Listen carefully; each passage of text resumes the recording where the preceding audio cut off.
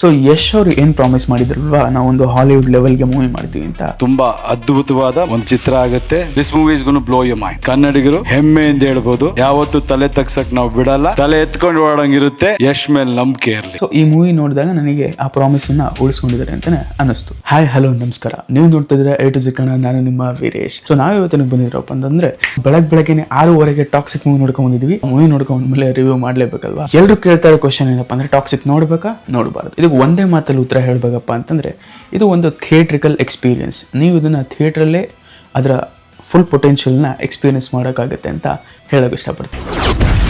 ಆದರೆ ಅವನ ಮನಸ್ಸು ಬಿಕಾಸ್ ಒಂದು ದೊಡ್ಡ ಪರದೆ ಮೇಲೆ ನೀವು ನೋಡಿದಾಗ ನಿಮಗೆ ಅದರ ವಿಜುವಲ್ ಕ್ವಾಲಿಟಿ ಆಗಿರ್ಬೋದು ಅಥವಾ ಸೌಂಡ್ ಕ್ವಾಲಿಟಿ ಆಗಿರ್ಬೋದು ಎಲ್ಲ ನಿಮಗೆ ಎಕ್ಸ್ಪೀರಿಯನ್ಸ್ ಮಾಡೋಕ್ಕೆ ಸಿಗುತ್ತೆ. ಇದು ನಮ್ಮ ಕನ್ನಡ ಸಿನಿಮಾ ಆದ್ರೂ ಒಂದು ಇಂಟರ್ನ್ಯಾಷನಲ್ ಮೂವಿ ನೋಡಿರುವಂಥ ಫೀಲ್ ಕೊಡುವಂಥ ಮೂವಿ. ಸೊ ಈ ಮೂವಿಗೆ ಡೈರೆಕ್ಟರು ಗೀತು ಮೋಹನ್ ದಾಸ್ ಅಂತ ನಿಮಗೆ ಗೊತ್ತಿರೋ ಹಾಗೆ ಒಬ್ಬರು ಲೇಡಿ ಡೈರೆಕ್ಟರ್. ಸೊ ಒಬ್ಬ ಲೇಡಿ ಡೈರೆಕ್ಟರ್ ಆಗಿ ಇಂಥ ಬಿಗ್ ಸ್ಕೇಲ್ ಪ್ರಾಜೆಕ್ಟ್ ಅನ್ನ ಕೈಗೆತ್ಕೊಂಡು ಇಷ್ಟು ಅದ್ಭುತವಾಗಿ ಈ ಮೂವಿನ ಮಾಡ್ಕೊಟ್ಟಿದ್ದಾರೆ. ಅವರಿಗೂ ನಾವು ಒಂದು ಹ್ಯಾಟ್ಸ್ ಆಫ್ ಹೇಳಲೇಬೇಕಾಗುತ್ತೆ. ಸಿನಿಮಾಟೋಗ್ರಫಿ, ಕ್ಯಾಮ್ರಾ ವರ್ಕ್, ಹಾಗೆ ಸೌಂಡ್ ಡಿಸೈನ್, BGM ಎಲ್ಲವೂ ಒಂದಕ್ಕೊಂದು ನೀಟಾಗಿ ಬ್ಲೆಂಡ್ ಆಗಿರುವಂಥ ಮೂವಿ ಇದು. ಮೂವಿ ಸ್ಟಾರ್ಟ್ ಆದ ತಕ್ಷಣ ನಿಮಗೆ ಮೂವಿ ನೋಡ್ತಾ ಇದ್ದೀವಿ ಅನ್ಸಲ್ಲ. ನಿಮಗೆ 1950s ಅಥವಾ 60s ಎರಾದಲ್ಲಿದೆಯಲ್ಲ, ಆ ಗೋವಾಗೆ ಹೋಗಿರುವಂಥ ಎಕ್ಸ್ಪೀರಿಯನ್ಸ್ ಕೊಡುತ್ತೆ. Production design, costumes, ambience, BGM ಮತ್ತು ಆ ಸೌಂಡ್ ಡಿಸೈನ್ ನಿಮಗೆ ಆ ಎರಾದಲ್ಲೇ ಇದ್ದೀವಿ ಅಂತ ಫೀಲ್ ಕೊಡೋ ಥರ ಎಕ್ಸ್ಪೀರಿಯನ್ಸ್. 4 ವರ್ಷದಿಂದ ಎಲ್ಲರೂ ಕೂಡ ಯಶ್ ಅವ್ರ ಮೂವಿ ನೋಡೋಕ್ಕೆ ಕಾಯ್ತಾ ಇದ್ರು. ಇವಾಗ ರಿಲೀಸ್ ಆಗಿದೆ. ಯಶ್ ಅವರ ಎಂಟ್ರಿ ಸೀನ್ ಈ ಮೂವಿಯಲ್ಲಿ ಹೇಗಿದೆ? ಆ ಎಂಟ್ರಿ ಸೀನ್ ಬಂದಾಗ ಥಿಯೇಟರ್ ಫುಲ್ ವಿಸಲ್ಸು, ಥಿಯೇಟರ್ ಫುಲ್ ಚೀರ್ತಾ ಇದ್ರು, ಅಷ್ಟು ಚೆನ್ನಾಗಿತ್ತು ಎಂಟ್ರಿ ಸೀನು. ಸೊ ಈ ಎಂಟ್ರಿ ಸೀನನ್ನು ನಾವು ಬಹಳ ದಿನದಿಂದ ಮಿಸ್ ಮಾಡ್ಕೊಂಡಿದ್ವಿ ಅಂತ ಅನಿಸ್ತು ನಿಮ್ಮ ಹತ್ರ.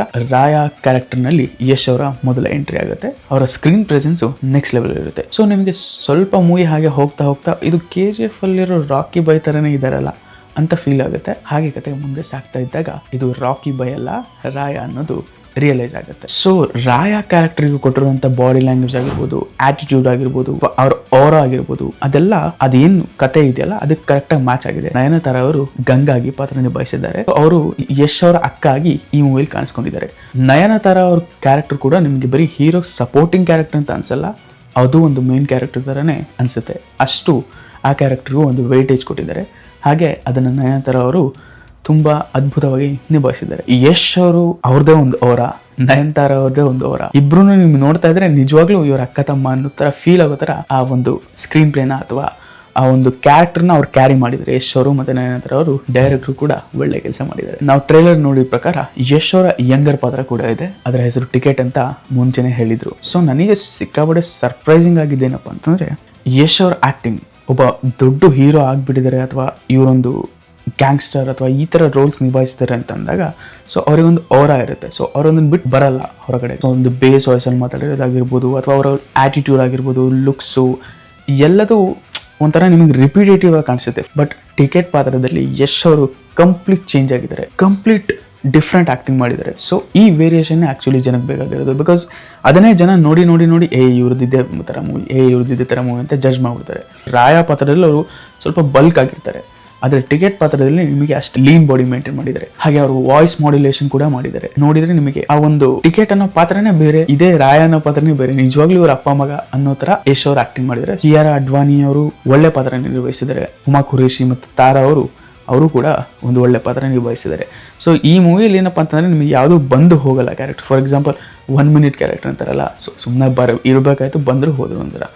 ಎಲ್ಲ ಪಾತ್ರಗಳಿಗೂ ಅದರದ್ದೇ ಆದ ಒಂದು ವ್ಯಾಲ್ಯೂ ಇದೆ. ಫಸ್ಟ್ ಹಾಫ್ ಮುಗಿಯೋವರೆಗೂ ನೀವು ರಾಯ ನೋಡಿ ಇಂಪ್ರೆಸ್ ಆಗಿರ್ತೀರಾ. ಅದಾದ್ಮೇಲೆ ಸೆಕೆಂಡ್ ಹಾಫ್ ಅಲ್ಲಿ ನಿಮಗೆ ಟಿಕೆಟ್ ಪಾತ್ರ ಬಂದ್ಮೇಲೆ ನಿಮಗೆ ರಾಯಗಿಂತ ನಿಮಗೆ ಟಿಕೆಟೇ ಇಷ್ಟ ಆಗ್ಬೋದು ಅಂತ ನನ್ನ ಅನಿಸಿಕೆ. ಬಟ್ ನೀವು ಕಮೆಂಟ್ ಮಾಡಿ. ಈ ಮೂವಿಯಲ್ಲಿರುವಂಥ ಆಕ್ಷನ್ ಬಗ್ಗೆ ಹೇಳ್ಬೇಕಂದ್ರೆ, ನಿಮಗೆ ಫೈಟ್ ಸೀನ್ಸ್ ನ ನೋಡ್ತಾ ಇದ್ದೀವಿ ಅಂತ ಅನ್ಸಲ್ಲ, ಫೈಟ್ ಎದುರುಗಡೆ ನಡೀತಾ ಇದೆಯೋ ಅನ್ನೋ ತರ ಫೀಲ್ ಮಾಡಿಸಿರೋ ತರ ಆಕ್ಷನ್ ಕೊರಿಯೋಗ್ರಫಿ ಮಾಡಿದ್ದಾರೆ. ಪ್ರತಿಯೊಂದು ಪಂಚ್, ಮೂವ್ಮೆಂಟ್, ಸೌಂಡ್ ಡಿಸೈನ್ ಮತ್ತೆ ಅವ್ರ ಆಕ್ಷನ್ ಎಲ್ಲ ನೀಟಾಗಿ ಬ್ಲೆಂಡ್ ಆಗಿದೆ. ಮತ್ತೆ ಈ ಸಿನಿಮಾ A ಸರ್ಟಿಫಿಕೇಟ್ ಕೊಡಕ್ಕೆ ಬರೀ ರೊಮ್ಯಾಂಟಿಕ್ ಸೀನ್ಸ್ ಅಥವಾ ಇಂಟಿಮೆಸಿ ಸೀನ್ಸೇ ಕಾರಣ ಅಲ್ಲ, ಇದರಲ್ಲಿರುವಂತ ಆಕ್ಷನ್ ಕೂಡ ನಿಮಗೆ ಬ್ಲಡ್ ಶೆಡ್ ಅನ್ನ ಹೇಗೆ ತೋರಿಸಿದ್ದಾರೆ ಅಂತಂದ್ರೆ ನಿಮಗೆ ರಿಯಲ್ ಫೀಲ್ ಆಗೋ ತರ ತೋರಿಸಿದ್ದಾರೆ. ಸೊ ಅದಕ್ಕೋಸ್ಕರನೇ ಈ ಮೂವಿಗೆ A ಸರ್ಟಿಫಿಕೇಟ್ ಕೊಟ್ಟಿದ್ದಾರೆ. ಸಾಂಗ್ಸ್ ಅಥವಾ ಟ್ರೈಲರ್ ರಿಲೀಸ್ ಆದಾಗ ಜನ ಎಲ್ಲ ಮಾತಾಡಿದ್ದೇನಪ್ಪ ಅಂತಂದ್ರೆ ರೊಮ್ಯಾಂಟಿಕ್ ಆಕ್ಷನ್ ಮೂವಿ ಅಷ್ಟೇ, ಬೇರೆ ಏನಿಲ್ಲ. ನೀವು ಮೂವಿ ಹೋದಾಗೆ ಗೊತ್ತಾಗೋದು ಇದು ಬರೀ ರೊಮ್ಯಾಂಟಿಕ್ ಮತ್ತೆ ಆಕ್ಷನ್ ಮೂವಿ ಅಲ್ಲ, ಇದರಲ್ಲಿ ಎಲ್ಲದೂ ಇದೆ. ರೊಮ್ಯಾನ್ಸ್ ಇದೆ, ಆಕ್ಷನ್ ಇದೆ, ಸೈಕಾಲಜಿಕಲ್ ಇದೆ, ಥ್ರಿಲ್ಲರ್ ಇದೆ, ಡಾರ್ಕ್ನೆಸ್ ಇದೆ. ವಿತೌಟ್ ಗಿವಿಂಗ್ ಎನಿ ಸ್ಪಾಯ್ಲರ್, ಈ ಸಿನಿಮಾನ ಒಂದೇ ಪದದಲ್ಲಿ ಹೇಳೋದು ಮಾತ್ರ ಕಷ್ಟ. ಇದು ಒಂದೇ ಜಾನರ್ ಮೂವಿ ಅಂತೂ ಅಲ್ವೇ ಅಲ್ಲ.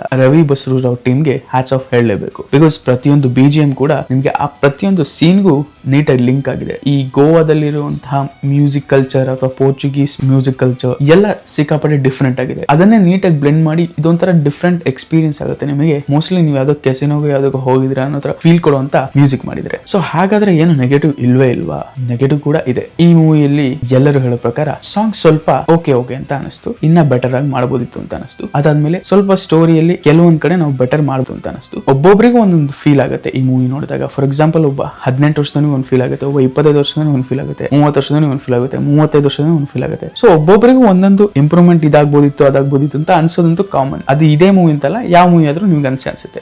ನನ್ನ ವ್ಯೂ ಪಾಯಿಂಟ್ ಇಂದ ನನಗೇನು ಅನಿಸ್ತಲ್ಲ ಅದನ್ನ ನಾನು ರಿವ್ಯೂ ಮಾಡ್ತಾ ಇದ್ದೀನಿ. ಕೊನೆಯದಾಗ ಒಂದ್ ವಿಷಯ ಏನ್ ಹೇಳ್ತೀನಿಪ್ಪ ಅಂತಂದ್ರೆ, ಈ ಸಿನಿಮಾನ ನೀವು ಮೊಬೈಲ್ ನೋಡಬಹುದು ಅಥವಾ OTT ನೋಡಬಹುದು, ಟಿವಿಯಲ್ಲಿ ನೋಡಬಹುದು. ಆದ್ರೆ ಈ ಮೂವಿ ಕಂಪ್ಲೀಟ್ ಎಕ್ಸ್ಪೀರಿಯನ್ಸ್ ನಿಮಗೆ ಥಿಯೇಟರ್ ಅಲ್ಲೇ ಸಿಗೋದು. ಸೊ ನಾನೇನು ಹೇಳಕ್ ಇಷ್ಟಪಡ್ತೀನಪ್ಪ ಅಂತಂದ್ರೆ, ನೀವು ಥಿಯೇಟರ್ಗೆ ಹೋಗಿ ಇವತ್ತೇ ಹೋಗ್ಬಿಡಿ, ದಯವಿಟ್ಟು ಈ ವೀಕ್ ಯಾರು ಹೋಗ್ಬಿಡಿ. ಈ ವೀಕ್ ಮಾತ್ರ ಸಿಕ್ಕಾಪಡೆ ರಶ್ ಇರುತ್ತೆ. ನಿಮಗೆ ಆಕ್ಚುಲಿ ಡೈಲಾಗ್ಸ್ ಕೇಳಿಸಲ್ಲ ಅಂತ ಅನ್ಸುತ್ತೆ, ಅಷ್ಟು ಜನ ಹೋಗ್ತಾ ಇರ್ತಾರೆ. ಸೊ ನೀವು ನೆಕ್ಸ್ಟ್ ವೀಕ್ ಆರಾಮಾಗಿ ಫ್ರೀ ಮಾಡ್ಕೊಬೇಕಾದ್ರೆ ಹೋಗಿ, ಆದ್ರೆ ಥಿಯೇಟರ್ ಅಲ್ಲೇ ಹೋಗಿ ನೋಡಿ ಅಂತ ಹೇಳಕ್ ಇಷ್ಟಪಡ್ತೀನಿ. ಬಿಕಾಸ್ ಇದು ದೊಡ್ಡ ಸ್ಕ್ರೀನ್ ಗಾಗಿ ಮಾಡುವಂತ ಮೂವಿ ಆಗಿದೆ. ಸೊ ನಾನ್ ಪರ್ಸನಲಿ ಕೊಟ್ಟಿದ್ದ ಟಿಕೆಟ್ ರೇಟ್ಗೆ ನನಗೆ ಈ ಮೂವಿ ವರ್ತ್ ಅಂತಾನೆ ಅನಿಸ್ತು. ಬಿಕಾಸ್ ಎಷ್ಟೋ ದಿನ ಆಗಿತ್ತು ನಮ್ಮ ಕನ್ನಡದಲ್ಲಿ ಈ ತರ ಮೂವಿ ನಾನು ನೋಡಿ. ಓವರ್ ಆಲ್ ನಿಮ್ಗೆ ಈ ಮೂವಿನ ಥಿಯೇಟರ್ ನೋಡಿದ್ರೆ ಒಳ್ಳೆ ಎಕ್ಸ್ಪೀರಿಯನ್ಸ್ ಅಂತ ಹೇಳಕ್ ಇಷ್ಟಪಡ್ತೀನಿ. Thank you so much. Bye. Next ರಿವ್ಯೂಗೆ ಸಿಗೋಣ ಅಂತ ಹೇಳೋಣ ಅಂತಿದ್ದೀನಿ. ಏನಂತ್ಯ?